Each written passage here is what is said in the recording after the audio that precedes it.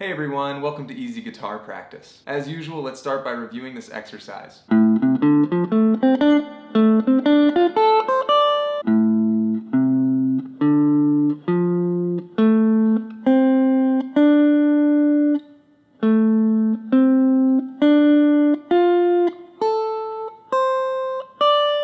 Alright, so I'll give you the specific notes in just a moment, but I do want to start off and make sure that we all recognize that when we're playing this, we're in the key of F major. This is really important because you should always be conscious of the fact that if you take a shape and move it down or move it up on the neck, you're changing the key. So for example, we're starting on the 5th fret with this shape, so if you move it up by 2 frets, we're now in the key of G major instead of being in the key of F major. So if you get really good at recognizing which key you're in, this shape will now have given you access to a bunch of different lead lines because you can now take it and apply it to different keys. And of course, you can mess around with the configuration of notes, and now you've got even more access to lead lines. So something to live by inside of learning the guitar is to know a few shapes in a lot of places. So really take a second to sit on that and chew on that because I think it's really important for learning the guitar. And for those of you who are looking at this as a generic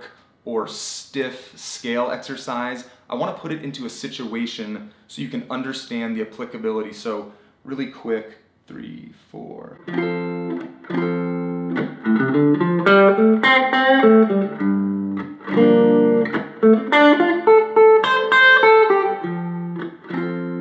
Anyways, just important to recognize that out of context, yeah, it's not going to sound like a killer lead line, but it is up to you to play it in such a way that gives it that feel that could make somebody say, oh yeah, that's a nice lead solo. All right, that's enough of that. Let me go ahead and give you the specific notes. We're starting on the low E string and we've got 5, then 8, then we're moving up to the A string, we do another 5, then 8, then we move up to the D string and we've got 7, then we move up to the G string and we've got 5, and 7.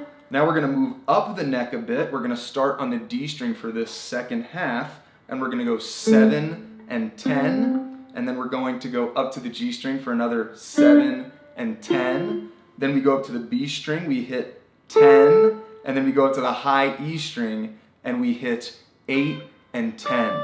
That might have been a lot for some of you, so take it easy, go slow, rewind a few times, have fun with this, and then when you feel ready, move on to your session and all of the songs and solos that you want to learn.